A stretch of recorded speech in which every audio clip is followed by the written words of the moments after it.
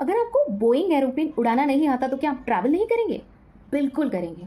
Stock market भी ऐसी ही चीज़ है। अगर आपको किसी स्टॉक को एनालाइज नहीं करना आता है तो आप इन्वेस्ट नहीं करेंगे क्या? बिल्कुल करेंगे। कैसे? म्यूचुअल फंड्स के थ्रू। आइए आज जानते हैं stock market and mutual funds कैसे स्टॉक मार्केट में इन्वेस्ट करता है।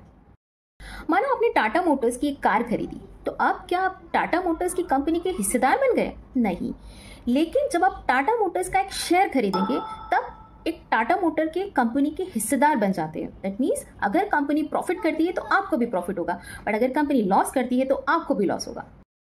अब एक ही कंपनी में पैसा लगाना तो बहुत रिस्की है। अगर वो कंपनी फेल हुई तो आपका पूरा पैसा डूब जाएगा। और यहाँ आता है म्यूचुअल फंड का डाइवर्सिफिकेशन कॉन्सेप्ट। म्यूचुअल फंड, जैसे कि पहले हमने समझा था, एक ऐसी जगह है जहाँ पर बहुत सारे निवेशक इन्वेस्टर्स अपना पैसा इन्वेस्ट करते हैं और एक प्रोफेशनल फंड मैनेजर उसी इन्वेस्टमेंट अमाउंट को 100 to 200 कंपनीज में इन्वेस्ट करता है, मतलब उसके शेयर्स खरीदता है।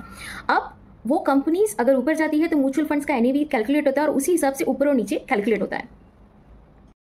तो अगर 1 या 1% कंपनीज का शेयर गिरा उस म्यूचुअल फंड में, तो बाकी की तो 99% कंपनीज है आपको बचाने के लिए। सो इससे रिस्क कम होता है, इसीलिए म्यूचुअल फंड्स में डाइवर्सिफाइड फंड होते हैं। तो आपको एक्टिव इन्वेस्टर बने रहने की जरूरत नहीं, you can be a passive investor.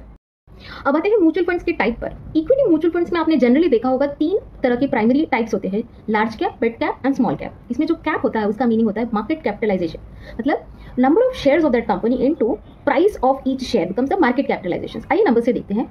Large cap funds का मार्केट कैपिटलाइजेशन होता है 20,000 करोड़ एंड अप। ये इंडिया की टॉप 100 कंपनीज होती है, जैसे Reliance, TCS, HDFC bank.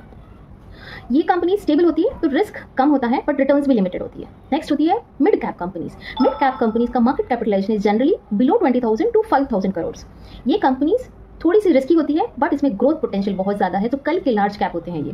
The third type is small cap. ये स्मॉल कैप का मार्केट कैपिटलाइजेशन होता है 5,000 करोड़ से नीचे वाली कंपनियां, ये होते हैं थोड़े मार्केट के बच्चे, एंड इसमें रिस्क बहुत ज्यादा है बट कोई कंपनी अगर चल गई तो मल्टी बैगर हो सकती है और रिटर्न्स एक्सप्लोसिव हो सकते हैं।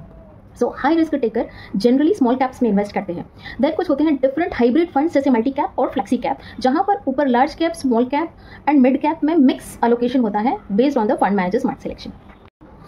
सो आइए रिकैप करते हैं। अगर कोई नया इन्वेस्टर है तो लार्ज कैप या फ्लेक्सी कैप फंड्स में इन्वेस्ट करना चाहिए, बट थोड़ा सा रिस्क ले सकते हैं तो मिड कैप में इन्वेस्ट करिए, एंड हाई रिस्क टेकर हो तो स्मॉल कैप्स में जाइए जहां आपका पैसा एक्सप्लोसिव रिटर्न्स भी मिल सकता है।